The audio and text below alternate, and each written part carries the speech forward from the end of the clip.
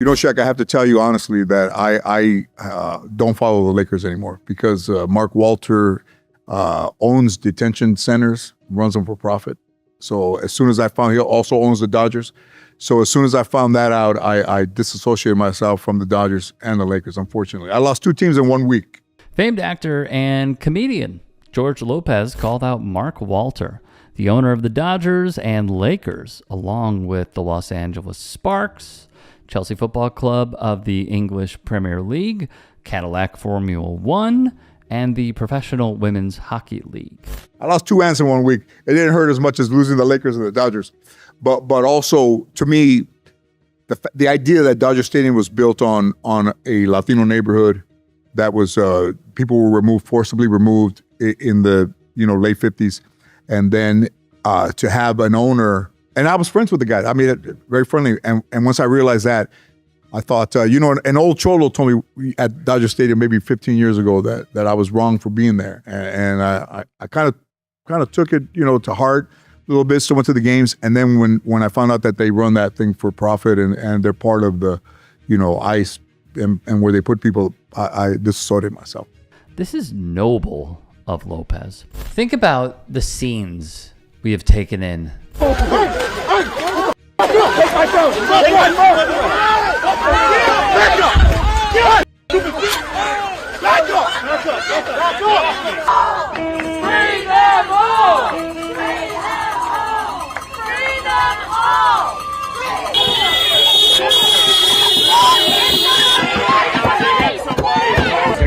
The cops are. Think about the sheer violence that has been put forth on protesters, the electorate, and many, many others. Well, she was hogtied, arrested, and held at a detention center while on her way to a doctor's appointment.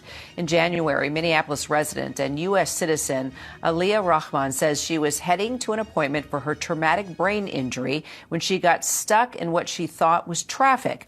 But it was actually an ICE enforcement operation. And in just moments, well, you can see right here, Rahman found herself being screamed at, dragged from her car, and then detained. Video actually capturing the horrific incident. You can hear her pleading for her life and telling the agents that she's disabled. And how people like Mark Walter stand to profit from all of it. Private prisons, they are cashing in on President Trump's get tough policies at the border. How did immigration detention become more than $1 billion industry? And does it matter that detention is now heavily privatized? The main goal of a private prison company is to maximize profit. And to maximize profit, you minimize your expenditures. All of the incentive is to get more people in, hold them there for longer, and provide them with the barest necessities possible. The use of private companies took hold in the 1980s as the country faced a crisis: overcrowded and unsafe public prisons. Civil rights groups like the ACLU argued that private companies shouldn't be performing a government function. Handing control of prisoners over to a for-profit company is a recipe for abuse and neglect. There are serious human costs that have been documented over and over again. According to Stacey M. Brown of the San Diego Voice and Viewpoint, Walter also serves as CEO of Guggenheim Partners, a financial firm that manages over $325 billion in assets. They hold a stake in Geo Group, the controversial private prison corporation that operates United States Immigration and Customs Enforcement, or ICE, detention centers. This is a modern-day concentration camp. This is what this is. Because there's people dying in there. There's people being starved. The private prison industry is set for a historic boom, with President Donald Trump launching his mass deportation. Shares of Geo Group and CoreCivic rose more than 50% since the election. I've worked at CoreCivic for 32 years, and this is truly one of the most exciting periods in my career with the company. Meet CoreCivic and Geo Group, the 2 publicly traded companies that have come to dominate the private prison industry. CoreCivic CEO Damon Hinninger is estimated to be worth over $20 million. In 2023, he got paid over 96 times the average CoreCivic employee. The conditions have always been terrible at the facilities, particularly when it comes to medical care. You essentially have to be in a severe, either chronic or severe pain or something that requires almost emergency care in order to really get treatment. And because these facilities are profit-oriented, they're for-profit private prisons, their goal is to minimize cost.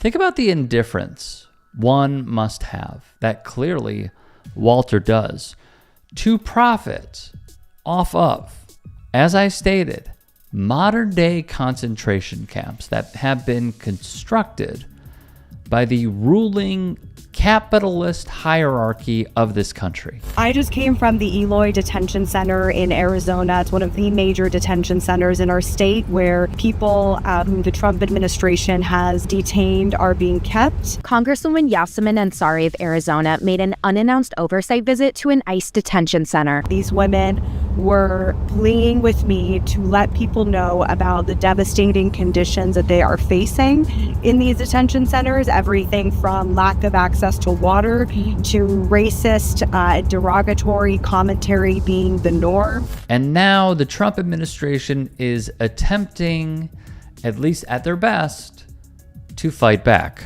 A memo issued by the acting Immigration and Customs Enforcement Director, David Venturella, has ordered the federal agency to cease reporting the deaths of newly released detainees in a change that could obscure the full human cost of the Trump administration's anti-immigration mass detention policies, wrote The Guardian.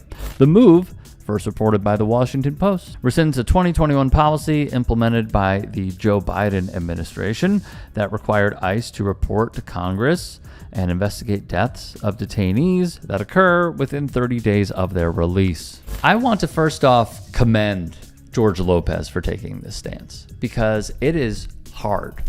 When you think about sports as a whole, you think about passion, you think about loyalty, you think about brand loyalty, you think about having a sense of your childhood, something that you proudly represent, whether it's a shirt or, you know, for my purposes, a hat, could be a jersey for some people, could be a hoodie, doesn't matter. And then to say, you know what, I don't like the direction they're going in because they are profiting not only from these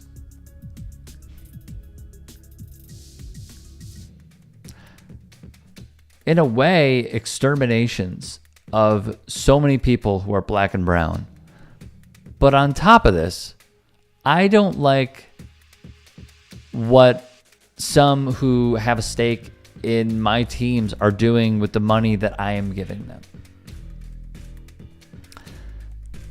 In another sense, this is the embodiment of the power we have, and so many don't realize it. You want to punish these people? Imagine everybody who is against ICE not going to a Dodger game for one game. How about 3 games? Imagine people rallied around a family who were Laker fans that got rounded up and deported to a foreign gulag.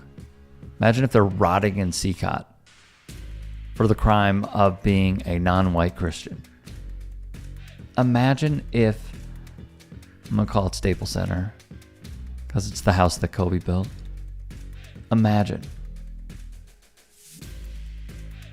if Staples Center was empty. That is the power that we possess, not only in sports, but also in greater society. You want to punish the people that are profiting from these terrible conditions that they are putting us in? Withhold your labor. Don't spend.